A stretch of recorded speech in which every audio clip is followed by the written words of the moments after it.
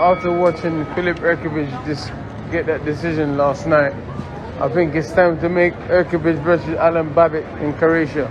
Let's go. What are you saying, Filip? Babic is ready. Let's go. Well, there you have it. Dillian Whyte, who manages Alen Babic, is calling for Filip Hrgovic versus Babic in Croatia. And before I go on to some thoughts, because I'm warming up to this, you have Alen, the Savage Babic, as it were, on social media saying Wolfpack manager on the move, and then asking his Instagram followers, Matchroom, are you in? Yes or no?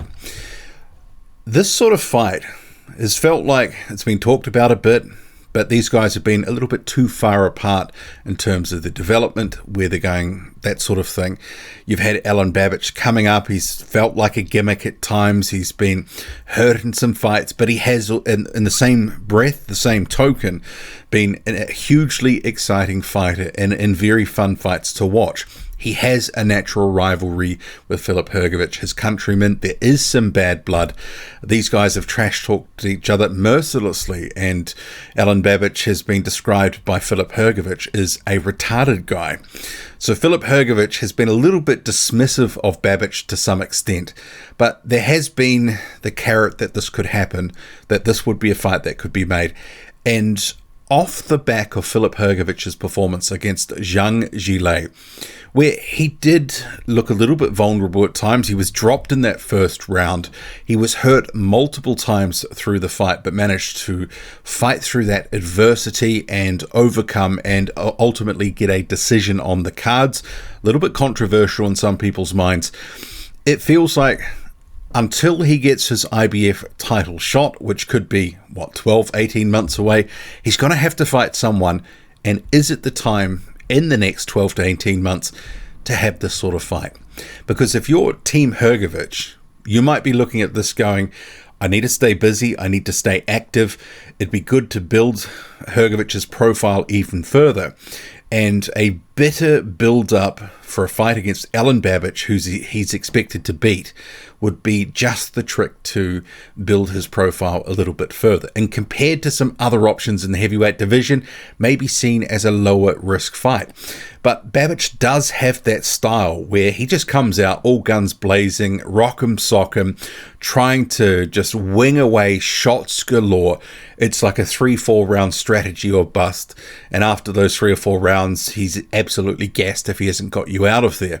He's survived a few, hairy moments so far. He was dropped by that French journeyman and looked like he was almost out of the fight, but came back.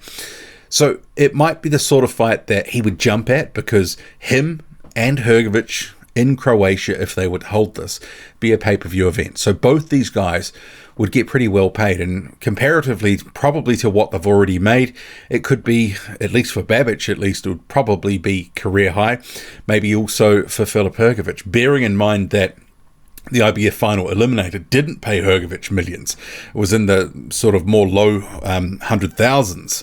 So it could be an opportunity if they're trying to build Filip Hrgovic towards that title fight. They're going to have to keep him active. He's going to have to face someone. And you want that someone to bring some resistance. You want them to actually fight you and not just fall over. He's just had a hard test in Zhang Zhilei, the best test of his career to date. Ultimately, he got the decision. Question marks about some of his performance. And in particular, I guess this is one of the things that was very strange in that fight.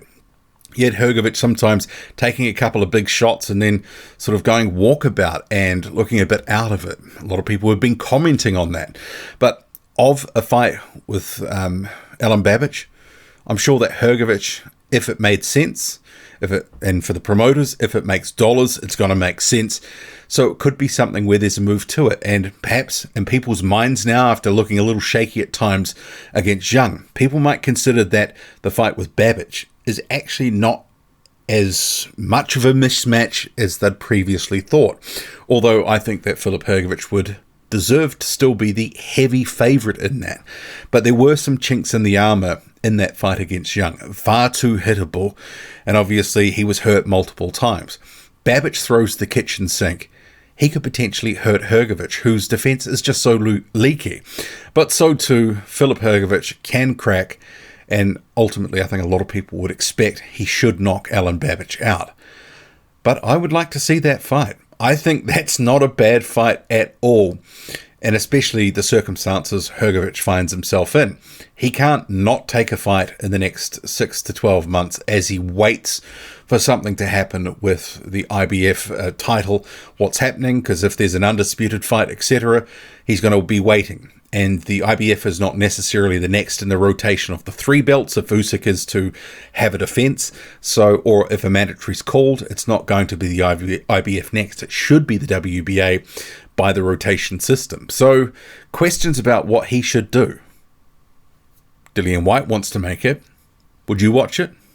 What do you make of it? I don't mind it. I think it could be quite entertaining for all sorts of reasons. Drop a comment loud and often. Hit like, hit subscribe. Follow me on Twitter. Boxing_squared. I'm out.